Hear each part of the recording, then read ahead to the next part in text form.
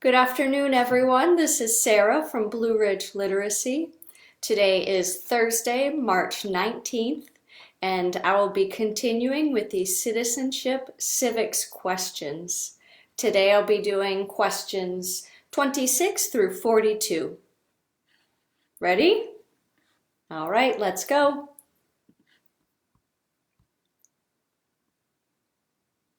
Question 26.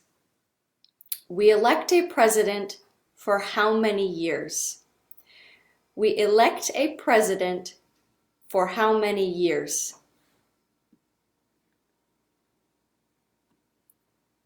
Four years.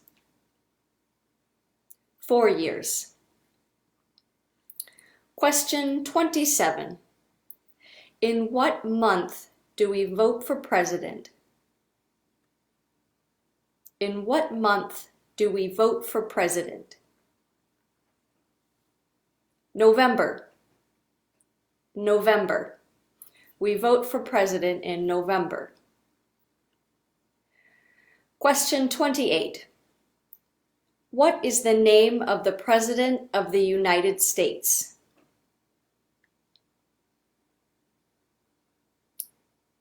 Trump. Donald Trump. Any question that asks for the name of a person can be answered with just the last name. That is enough. Trump. If you like, you can say the full name. Donald Trump. Question 29. What is the name of the Vice President of the United States?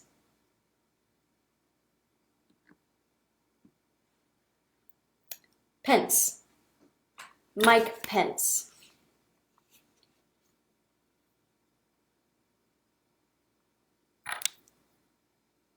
So today I'm going to try adding some new technology.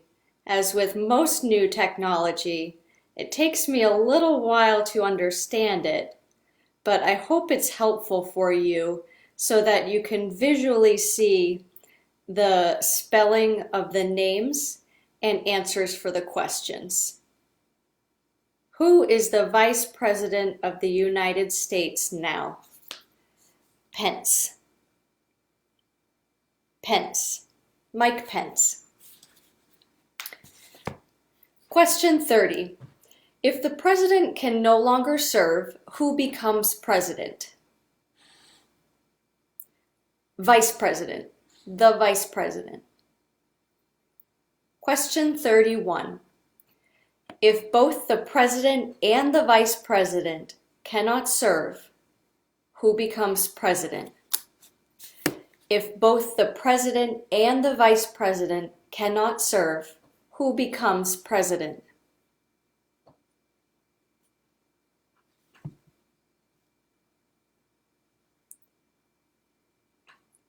The answer is Speaker of the House.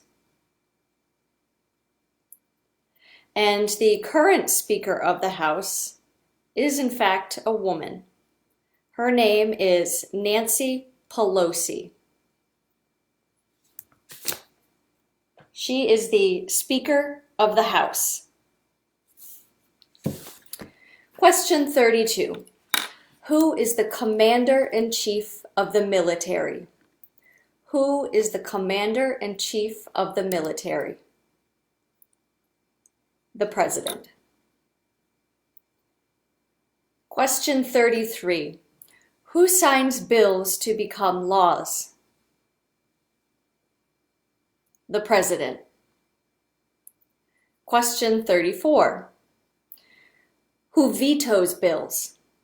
Who vetoes bills? The President. Vetoes is referring to if someone proposes a bill which could be passed into a law. Veto means that you disagree, you do not want this law, so it can be vetoed. Question 35. What does the President's Cabinet do? What does the President's Cabinet do?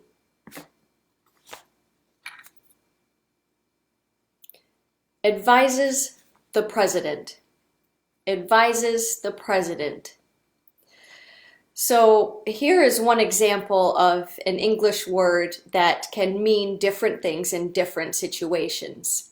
So typically when we hear the word cabinet, we think maybe a kitchen cabinet that has food like flour and crackers and cereal in it. Here, the president's cabinet is a group of people. These are stakeholders in different organizations that can come to the president and help him better understand what is happening and give advice to him so he can make the best decisions for the country. Again, I'll read that again. Question 35. What does the president's cabinet do? Advises the president. Question 36. What are two cabinet-level positions? What are two cabinet-level positions? There are many possible answers for this question. I'll start with the bottom of the list. Vice President, Attorney General, Secretary of Veterans Affairs, Secretary of Treasury, Secretary of Transportation, Secretary of State, Secretary of Labor, Secretary of Interior, Secretary of Housing and Urban Development, Secretary of Homeland Security, Secretary of Health and Human Services, Secretary of Energy, Secretary of Education, Secretary of Defense, Secretary of Commerce, Secretary of Agriculture. So like I said, there's many options for this, the answers to this question. As always, I suggest choosing two that will be easy for you to remember. However, after you pass the citizenship test and you have the stress of taking a test removed, I do definitely suggest you take some time to learn more about the details of all of the civics questions. I will be posting a link in the description about the President's Cabinet so you can have a better understanding of exactly what they do. Question 37. What does the judicial branch do? What does the judicial branch do?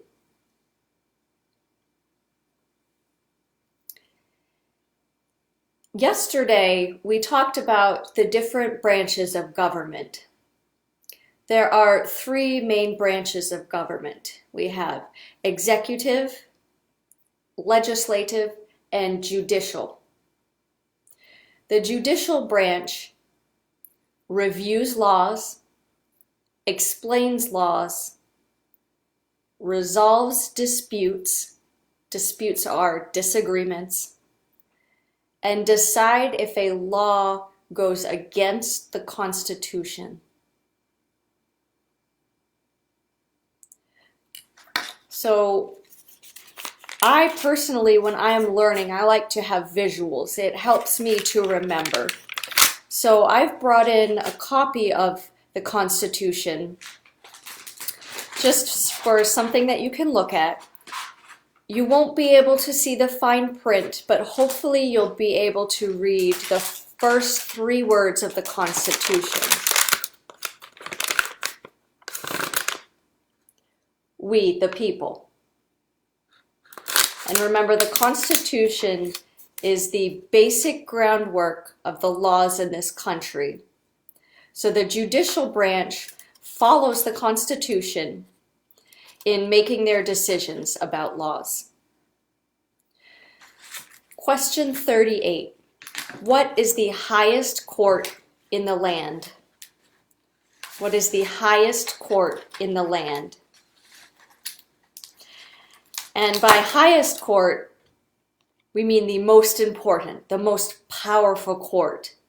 in United States? What is the highest court in the United States? The Supreme Court. Supreme Court.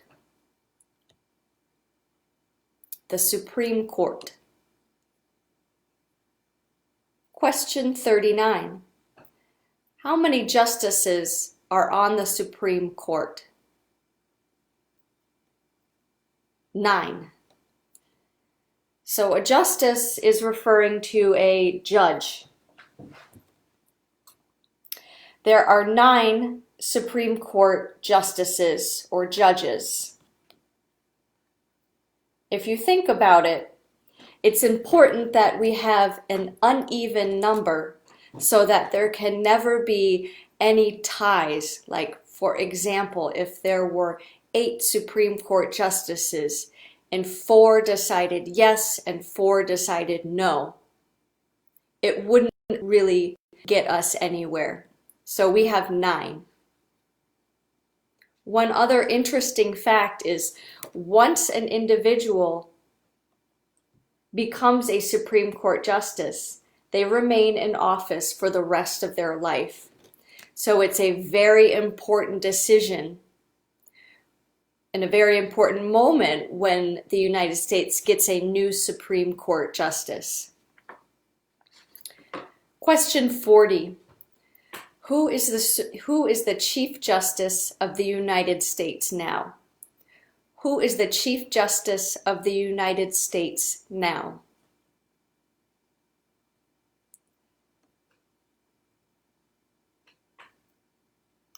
John Roberts. Roberts. Again, with a lot of these questions, they are asking for names. I'm not sure how you learn best, but for me, I like to see a picture of the person, and that helps me remember. So, Roberts.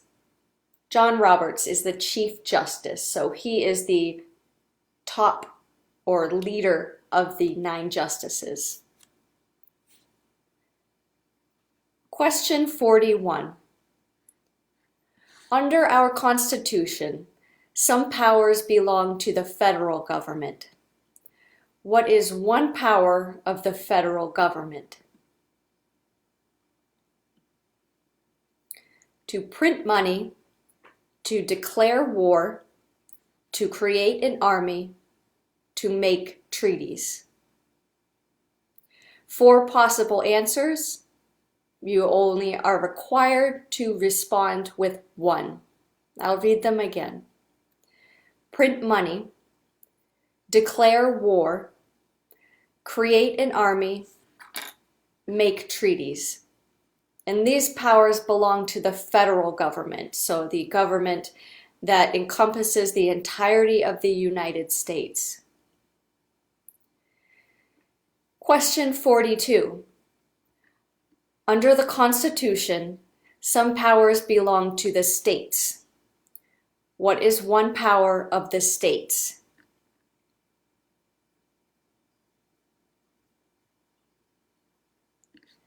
Provide schooling and education. Provide protection. Police. Provide safety. Fire department. Get a driver's license. Approve zoning and land use. So this question, same as the one before it, you only need to remember 1 answer. I'll read them again. Provide schooling and education. Provide protection. Police.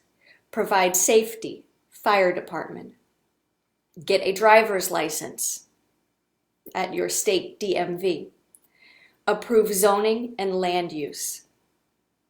And these are the powers that belong to each individual state. Our state here is Virginia. So Virginia laws for school, protection, safety, DMV, zoning, and land use may be different from another state, even our neighbor, North Carolina or West Virginia. These specific powers belong to each state. So those are the questions that we went over today, questions 26 through 42. Again, I'm Sarah at my house in Salem, Virginia. I work at Blue Ridge Literacy as the program director, and I hope that while you stay home during this uncertain time that you are able to find different resources to keep studying English, to keep practicing English, and I hope you stay happy and healthy. Thank you.